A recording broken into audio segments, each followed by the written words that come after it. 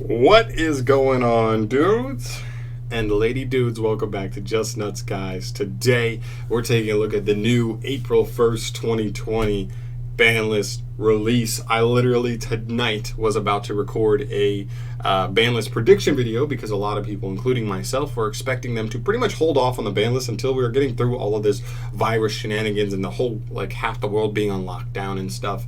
For them to really push forward with this and almost use it as a tool that once all that stuff was getting, we were getting past that they would say, okay, back on the hype train. This will start up some hype. Is a new BANLIST to start up Yu-Gi-Oh again. But nope, it looks like they're dropping it now. I was not expecting this at all, but yeah, I've seen only a couple of things here, so let's just get into it before we waste too much time. Also, I went on the actual list and it's like not there. It's still the same one from before, so I don't know what's going on there, but for some reason Yu-Gi-Oh organization has it.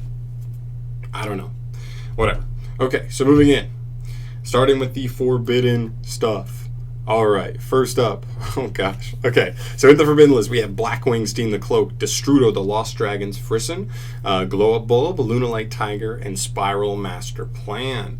Okay, so the big ones here, real quick, Bulb and Steam the Cloak, those are just needle fiber abusers out the booty hole. They need to go. If we're going to have needle fiber and Konami's going to let us play with needle fiber for a little bit, these need to go away for a little, just at least for that card to exist in our game. They're just too generically good.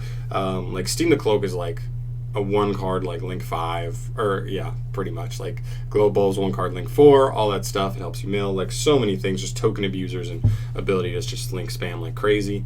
Destrudo the Lost Dragons Frisson, this one was kind of surprising to me. I guess it makes sense. It is a super easy tuner, whether you draw it or just have any generic way to dump it that can get you into needle fiber, making a lot of different cards, just one card needle fibers and stuff. So for sure, that's like I see that there. And also, I don't think we ever saw this card during like Master Rule 3 too much, so we didn't really see it during like synchro spam possibility time. So it could also be abused for that, just making sevens like super easy. So yeah, I guess that makes sense there. Lunalite Tiger, this one was interesting. I actually thought this would go to 1 because I thought like the most absurd part about Lunalites is when they're able to establish double Tiger at the same time. But I thought they might do that to 1 and Perfume to 1, really limit consistency and also like the ability to end up on 2 Tigers. But I guess they're just trying to kill the deck because they think the deck's just going to be way too good. So they just said no, because I think the deck just doesn't really do much without Tiger at all. So we'll see if they can do anything from here. And then Master Plan. This is another one. I thought Mission Rescue would go to 1, so that you can still like get to stuff like Sleeper really easy. You can still abuse Master Plan a little bit, but if with only 1 Mission Rescue, you can't loop it 4 times in a turn. You get to special it once, or maybe even dump it once and then just revive it once, and maybe you revive it with a big red after that, or a Monster Reborn or something. And so like you can't just like do it. You could just do it and do it. Still really powerful card, but they just decided to say, you know what, Spiral already had its time, and now it had even a second run that we didn't even think it'd be that good this second run, but we're just nipping it in the bud. Spiral gone. Spiral really don't do enough without Master Plan. They really don't. All right, we're moving on to the limited section. I haven't seen any of these. Oh, except for one. All right, so we'll start with Danger Jackalope and Tsuchinoko also joining Nessie. I guess they just kind of wanted to do this. They just don't want too many decks, and especially with like synchro spam decks and these decks that just need monsters on board to just roll. And these also draw you deeper and get all this stuff going. They just want 1/1/1 of the 3 good ones. So I think that's fine. I don't think they were a huge problem, but I guess it makes sense that they're here.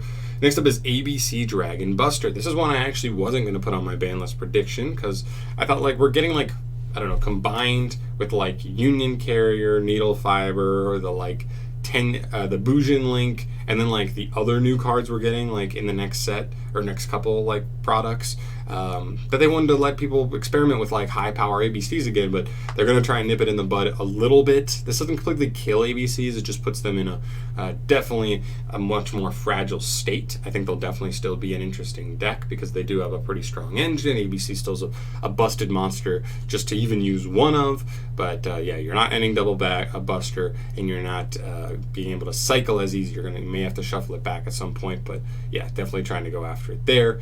TG Hyper Librarian, and Trishula. I'm gonna put these together. This one just made perfect sense. They're not hard ones for turns in any way. So these were just synchro spam cards that could be super abused, just using multiple TG Hyper Librarian to just draw a ton of cards, or using Trishula to just hand loop your opponent. It's just too much. It's just too much. They needed to put them at 1. They're still good. You just didn't need them at more than 1.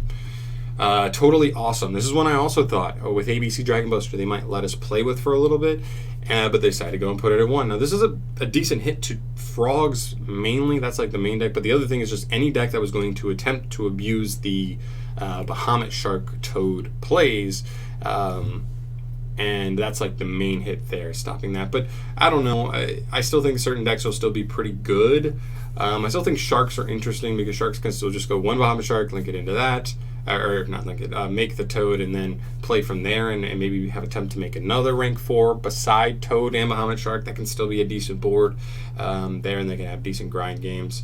And then other decks can only really attempt to abuse 1 Toad overall, and then I think that's just the idea here. You're just trying to make it so that you can't end Double Toad, because Double Toad is just too hard. It floats, it gives you a free special on every standby phase, and it's an Omni Negate. Like, it's just too much to have 2 on the board at the same time, and that's what Konami's addressing here. I still think frogs can play, actually, because you just end like this and Opabinia. Opabinia add another Paleozoic trap, and then like just kind of ride that out instead of 2 Toad. Still can be very potent, but yeah, Toad to 1. Interesting. Next up, we're going to talk about these 2 together, Zoodiac Dryden and Zoodiac Barrage. So I actually was going to put this on my list, putting Dryden to 1, because I really thought that this was like the time. Put Dryden to 1 and we are back in there. But unfortunately, they do put Barrage to 1 at the same time. I guess that makes sense. Barrage is just one of those cards in archetypes where it's not only a consistency piece, but it's also a power piece, because if you draw it with our like other starter cards, it just adds on to your combo instead of just like being an extra piece in your like another like redundant piece. It just like adds on, so it either makes the power of your play higher or just makes the consistency of getting to a play higher, and that's why I think they need to put it at 1. Makes sense. It's probably the best card overall as far as the engine goes in the deck there. And if you want to have a play, an available play, because Zodiacs just couldn't really do much without Dryden. Like, you didn't have removal other than going battle phase with a whip tail attack equipped to something, and other than that you just didn't have removal. You didn't have disruption like at all, and so this at least gives the deck disruption, removal. It's a little bit limited for sure, only having 1, but maybe if Konami sees this and Zodiacs don't go too crazy or anything, they might bump Dryden up on further lists. But I'm really excited to test out Zodiac at this, because we never really got to play it by the time we started playing the game again. Then the other 2 generic cards, Instant Fusion and Mind Control, both get even better in Master Rule 5. Instant Fusion specifically, just abusing Thousand Eyes and Millennium Eyes. At 1, it's just one of those cards where you're like, are you really going to allocate 2 to 4 cards in your extra deck just for a 1 of? And you have to pay 1,000 life points for it? It's just tough. Like, unless you're already playing a deck that plays something that can be instant fusioned out, like, and it has like synergy with your deck, like, are you really going to be wanting to play it? I don't know, but it's definitely interesting. A lot of people foresaw this. I think this is probably a good hit. I think it'll just be abused in too many decks. And the Mind Control got put to 2 before, but putting it to 1 now because I still think it's really good. It is really good. I think this is fine. Putting it to 1, both 1, just keeping them in check so you can't just abuse multiple or anything like that. All right, so that's it for our limited list. Moving to semi-limited. Now, this one's kind of frustrating because I wanted to put Mally to 2 on my list. I decided not to, and look at it, Mally. I really don't like the semi-limited list. A lot of people really don't like the semi-limited list, but I do think there are very specific cards that actually the semi-limited list is perfect for. And I think Mally is one of those niche cards that fit perfectly in the semi-limited list. As a semi-limited card, dumping it to the graveyard, great. It becomes a nice, easy extender for another free body. But at 3, it's 2 free bodies, and that just feels like too much, because like it's not even like you had to struggle to get a level 6 on board.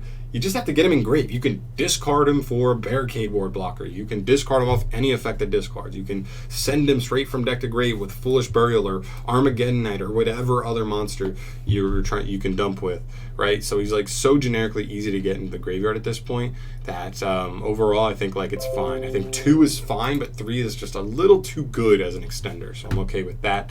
And then we see a little more Sky Striker love. This is actually really nice. I actually was just looking at Strikers today because once I get my dual overload stuff, hopefully with Zeke, I'll be able to build Strikers. I was looking at that.